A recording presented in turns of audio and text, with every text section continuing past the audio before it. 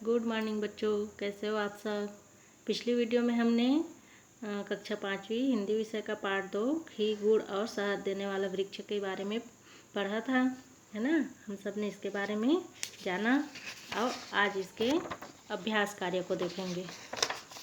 तो सबसे पहले आपको इसमें जो कठिन शब्द आए उनका सरल अर्थ जानना है और जो जो छूटा है वहाँ पास जो कोष्टक में दिया हुआ है उसे भरना है। जैसे कि यहाँ कुछ शब्दों के अर्थ नहीं दिए गए हैं, उन्हें नीचे दिए गए कोष्टक में से चुनकर लिखो। तो जैसे इन लोगों का दिया गया है, यहाँ पास स्वादिष्ट का छूटा है, स्वादिष्ट, अनोखा और प्रयास का छूटा हुआ है। तो इसका उत्तर हमें कहाँ से ढूंढना है, इसका अर्थ कहाँ से ढूंढना है, यहाँ से। तो जायकेदार, निराला, दवाई, कोशिश, इसमें से यहाँ क्या क्या भराएगा उसे बताना है आपको। जैसे कि स्वादिष्ट, स्वादिष्ट मतलब क्या होगा, जायकेदार होगा कि निराला कि दवाई की कोशिश, क्या होगा स्वादिष्ट में, जायकेदार। तो इसको हम यहाँ पास लिख देंगे। वैसे ही अनोखा, अनोखा मतलब क्या होगा, अनोखा मतलब निराला, तो इसको यहाँ लिखेंगे। वैसे ही औषधि, औषधि मतलब क्या होता है, दवाई, तो औषधि मतलब यहाँ दवाई लिख देंगे। और प्रयास मतलब कोशिश लिखेंगे। ठीक है, इस तरह से इसमें भरेंगे और जितना और दिया हुआ है वो सबको याद करेंगे। जैसे कि परिचय मीन्स जानकारी या पहचान, इलाकों मीन्स क्षेत्र, इस तरह से जितना दिया हुआ है सभी को हमें याद करना है, अच्छा से उसका अर्थ जानना है। अब आगे देखते हैं प्रश्न और अभ्यास। यहाँ दिया हुआ है प्रश्न पहला, तुम्हारे आसपास पाए जाने वाले पेड़ों के नाम व उससे संबंधित जानकारी निम्न तालिका में भरो। तो आपके आसपास कौन कौन से पेड़ पाए जाते हैं उनका नाम लिखना है। जैसे कि क्रमांक में पहला, दूसरा, तीसरा, चौथा डाल देना। उसके बाद वृक्ष का नाम, कौन कौन सा वृक्ष पाया जाता है उसको लिखेंगे। जैसे कि बबूल हो गया, है ना। वैसे ही जितने भी पेड़ के बारे में आप जानते हो कम से कम 5 पेड़ का नाम यहाँ लिखोगे। और उसका ऊंचाई मीटर में नाप लेना, उसको लगभग कितना मीटर होगा, है ना, उसको ऊंचाई में लिखेंगे। और उपयोग, उसका क्या क्या उपयोग करते हैं। जैसे कि बबूल का वृक्ष, बबूल लिखे, ऊंचाई मान लो 15 फीट लिखे, 15 मीटर लिख दिए। तो उपयोग क्या क्या उपयोग करते हैं उसका, फर्नीचर में उपयोग करते हैं, दवाई के रूप, दातून के रूप में उपयोग करते हैं, जलाने के लिए उपयोग करते हैं। इस तरह से उसका उपयोग को यहाँ पर बताना है। वैसे ही सभी का बताते जाना है। इसको आप लोगों को स्वयं करना है, खुद से करना है।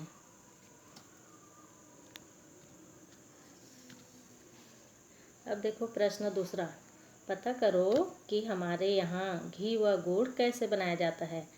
तो इसे भी आपको अपने बड़ों से पूछना है कि हमारे तरफ जो घी गुड़ है वो कैसे बनता है और उसे लिखना है। इसे भी खुद से ही करना है, ठीक है। अब देखो प्रश्न तीसरा, चिवड़ा वृक्ष से गाँव वालों को क्या क्या मिलता है। तो इसका क्या लिखेंगे हम। तो प्रश्न तीसरा देखो, चिवड़ा वृक्ष से गाँव वालों को क्या क्या मिलता है। तो क्या लिखेंगे इसका उत्तर, चिवड़ा वृक्ष से गाँव वालों को घी, गुड़ और शहद। प्रश्न तीसरा देखेंगे, चिवड़ा वृक्ष से गाँव वालों को क्या क्या मिलता है। तो इसका उत्तर लिखेंगे, चिवड़ा वृक्ष से गाँव वालों को घी, गुड़ और शहद मिलता है। इसके अलावा इस वृक्ष से फल, औषधि, जानवरों के लिए चारा, कीड़ों चूहों को मारने के लिए कीटनाशक, लकड़ी आदि मिलता है। मतलब ये सब तो मिलता ही है, इसके अलावा और बहुत कुछ मिलता है। आप लोग जितना जानते हैं वो सबको इसमें लिखेंगे, ठीक। अब प्रश्न चौथा, क्या है प्रश्न चौथा, चिवड़ा वृक्ष छत्तीसगढ़ राज्य में क्यों नहीं पाया जाता है। क्यों नहीं पाया जाता है हमारे राज्य में। हमने अभी पाठ पढ़ा उसमें जाना था ना। तो उसका उत्तर क्या हो जाएगा, छत्तीसगढ़ का जलवायु या मौसम चिवड़ा वृक्ष के लिए अनुकूल नहीं है, इसलिए यह वृक्ष छत्तीसगढ़ में नहीं पाया जाता है। हमारे यहाँ का जो जलवायु है वो अलग है और उत्तराखंड का जो पहाड़ी इलाका है वहाँ का जलवायु अलग है, इसलिए वो वहाँ के ही जलवायु में पनपता है। हमारे यहाँ उसके अनुकूल जलवायु नहीं है, ठीक है। इसके बाद प्रश्न 5वां, चिवड़ा वृक्ष का बीज स्थानीय लोगों के लिए अत्यधिक उपयोगी है, यदि हाँ तो क्यों? तो चिवड़ा वृक्ष का जो बीज है वहाँ के स्थानीय लोगों के लिए अत्यधिक उपयोगी है ना? तो क्या लिखेंगे इसको? चिवड़ा वृक्ष का बीज स्थानीय लोगों के लिए अत्यधिक उपयोगी है क्योंकि इस बीज से घी के समान तरल पदार्थ निकलता है जिसे घी के रूप में उपयोग किया जाता है। स्थानीय लोग इसी घी से स्वादिष्ट पकवान बनाते हैं जो अत्यंत स्वादिष्ट और हानि रहित होते हैं। इसके अलावा वे इसको जलाने के काम में भी उपयोग में लाते हैं और ठंड के दिनों में हाथ पैर फट जाता है ना, और कहीं पास दर्द वगैरह होता है तो उसमें भी दवाई के रूप में उपयोग करते हैं। ठीक, अब देखते हैं प्रश्न 6वां, हमारे राज्य में विदेशी या अन्य राज्यों से बहुत सारी चीज़ें आती है किंतु चिवड़ा वृक्ष से बना गुड़ नहीं आता, क्यों? हमारे राज्य में बहुत सारा चीज़ तो आता है बाहर से, है ना, विदेशों से आता है, अन्य राज्यों से भी आता है, लेकिन चिवड़ा वृक्ष का बना हुआ गुड़ नहीं आता है। क्यों नहीं आता है? तो हमारे राज्य में विदेशों या अन्य राज्यों से बहुत सारी चीज़ें आती है किंतु चिवड़ा वृक्ष से बना गुड़ नहीं आता, क्यों? क्योंकि यह उन्हीं इलाकों में मिलता है जहाँ चिवड़ा वृक्ष पाया जाता है। इसका जितना उत्पादन होता है वह सब स्थानीय स्तर पर ही खप जाता है, वहीं ख़त्म हो जाता है, इसलिए और अन्य जगहों पर उसको नहीं भेजा जाता है। ठीक है, तो इस तरह से सभी प्रश्न उत्तर को आप लोगों को लिख लेना है। अब देखते हैं भाषा तत्व और व्याकरण। तो प्रश्न पहला क्या है? कथ, वर्ण और लिख के साथ इत लगाकर एक एक नया शब्द बनाओ। तो इन सब में कथ, वर्ण, लिख, इसमें इत शब्द लगाना है और एक एक नया शब्द बनाना है। जैसे कि हम कथ में इत लगाएंगे तो क्या हो जाएगा? कथित। वर्ण में इत लगाएंगे तो वर्णित। लिख में इत लगाएंगे तो लिखित। अब याद रखने वाली बात यहाँ पास ये है कि किसी शब्द या मूल शब्द, है ना, किसी मूल शब्द के बाद लगने वाला शब्दांश प्रत्यय कहलाता है। जिसका सार्थक शब्द होता है उसको मूल शब्द बोलते हैं। तो ये मूल शब्द है, इसके बाद जो भी हम लगाते हैं वो प्रत्यय कहलाता है। जैसे कि उपरोक्त शब्द में कथ, वर्ण, लिख, ये सब क्या है? मूल शब्द है, जिसमें ईत क्या है? प्रत्यय है, ईत प्रत्यय लगा हुआ है। ठीक है, अब देखते हैं प्रश्न दूसरा। सु लगाकर, सु जोड़कर कोई दो नए शब्द बनाओ। सामने में सु जोड़कर दो शब्द बनाना है, जैसे कि सुधन गंध। उत्तर क्या लिखेंगे? सुधन गंध। गंध में हमने सु लगा दिया। वैसे ही सुधन कर्म, तो सु में गंध में सु लगाए तो क्या हुआ? सुगंध। कर्म में सु लगाए तो क्या हुआ? सुकर्म। अब इसमें ध्यान देने वाली बात क्या है? किसी मूल शब्द के आगे में लगने वाला शब्दांश उपसर्ग कहलाता है। अब मूल शब्द देखो, इसमें इधर आ गया, इसमें सामने में था और बाद में इत लगा था, और इसमें बाद में मूल शब्द है और सामने में सु लगा हुआ है। तो मूल शब्द के सामने में जो लगने वाला शब्दांश होता है वो उपसर्ग कहलाता है। अगर सामने में लगता है तो उपसर्ग कहेंगे और बाद में लगता है उसको प्रत्यय कहेंगे। ठीक है, तो उपरोक्त शब्दों में सु उपसर्ग है तथा गंध एवं कर्म है वो मूल शब्द है।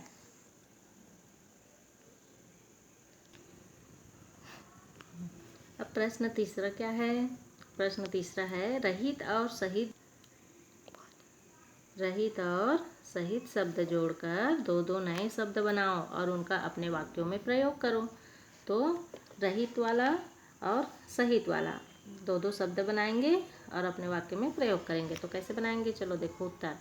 पहला, जैसे कि रहित वाला दंभ रहित, तो इसका वाक्य में प्रयोग में क्या लिखेंगे? सज्जनों का जीवन दंभ रहित होता है।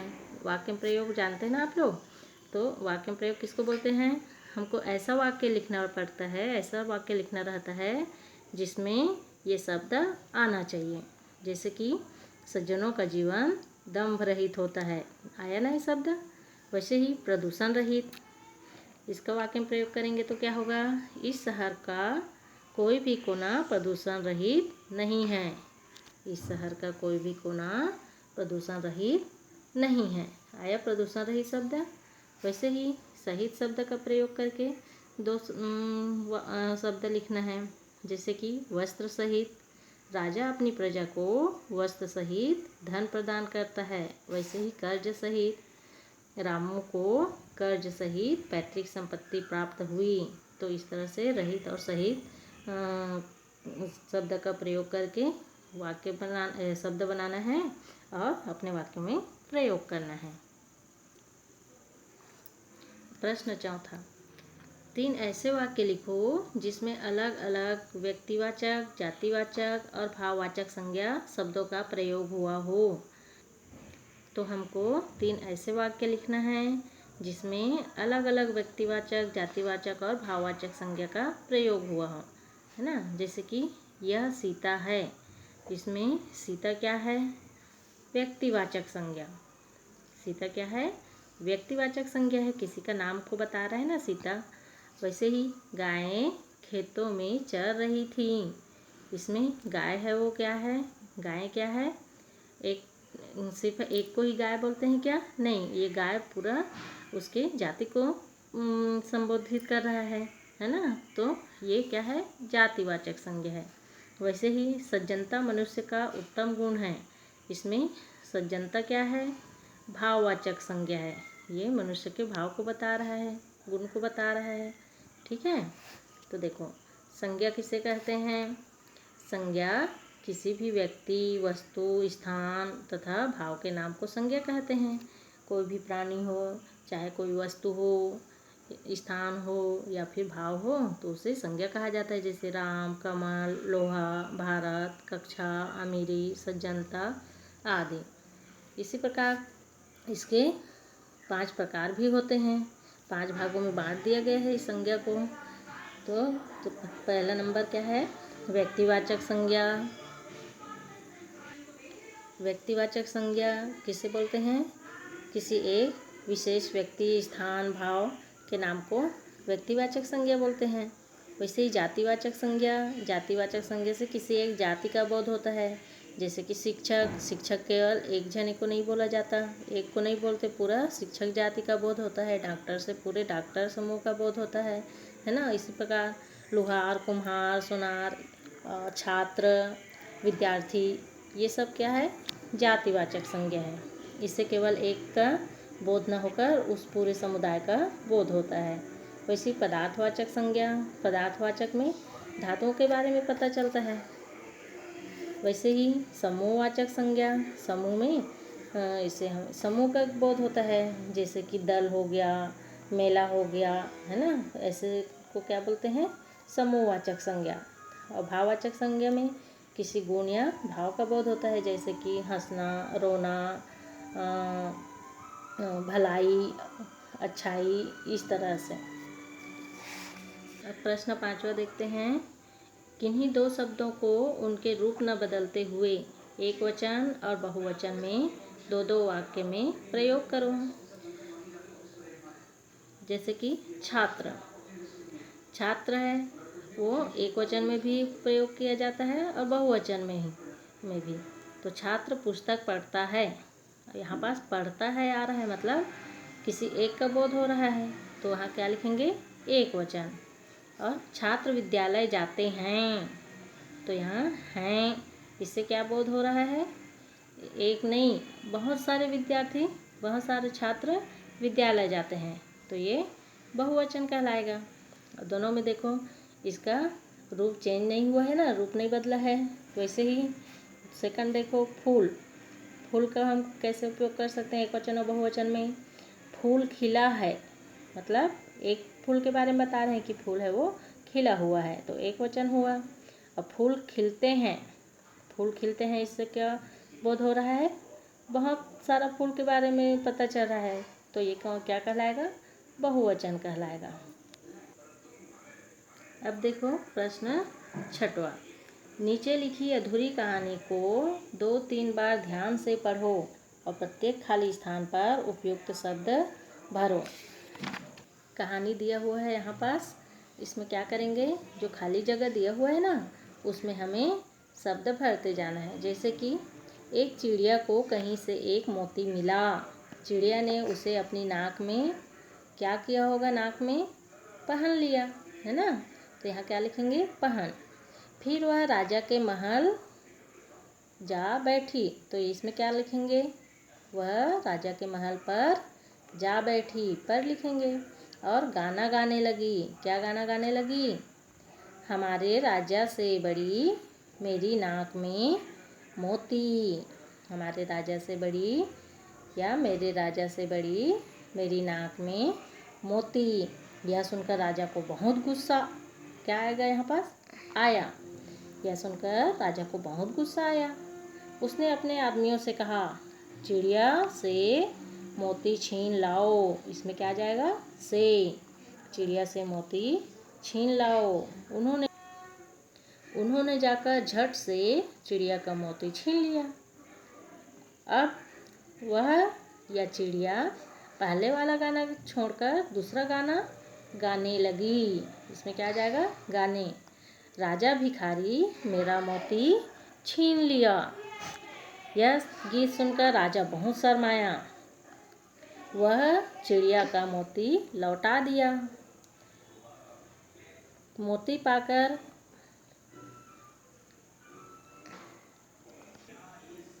मोती यहाँ पास मिलने आएगा। मोती मिलने पर चिड़िया ने एक और नया गाना शुरू किया। क्या लिखेंगे इसमें, गाना। मोती मिलने पर चिड़िया ने एक और नया गाना शुरू किया। राजा तो डर गया, मेरा मोती दे दिया। तो यहाँ क्या लिखेंगे, मेरा। यह गीत सुनकर किसको, कौन गुस्से से लाल हो गया, राजा। यह गीत सुनकर राजा गुस्से से लाल हो गया। उसने फिर कहा, पकड़ लो इस बदमाश चिड़िया को। इसमें क्या आ जाएगा, को। पकड़ लो इस बदमाश चिड़िया को। उसके आदमी चिड़िया को पकड़ने के लिए दौड़े। उसके आदमी चिड़िया को पकड़ने के लिए पीछे दौड़े, मगर चिड़िया फुर से उड़ गई। इसमें पीछे हो जाएगा, है ना। तो चिड़िया को पकड़ने के लिए पीछे दौड़े, मगर चिड़िया फुर से उड़ गई। राजा हाथ मलते रह गया। तो बताओ, बहुत मज़ेदार कहानी है ना। तो पहले आप इसको अपने से भरने का प्रयास करना, उसके बाद में फिर बताया गया है उस आधार पर भरना, ठीक है। अब अगला देखो, योग्यता विस्तार। इसमें क्या करना है आपको, अपने विद्यालय को हरा भरा बनाने के लिए क्या करोगे इसे बताना है ना। इसको आप लिख भी सकते हैं। शिक्षक की सहायता से रबर के वृक्ष के बारे में पता करो, है ना। इसके बारे, रबर के वृक्ष के बारे में भी हम लोग जानेंगे। चिउरा वृक्ष की तरह ही तुम्हारे घर में पैसों का पेड़ होता तो तुम क्या करते, इसे आपको सोचकर लिखना है।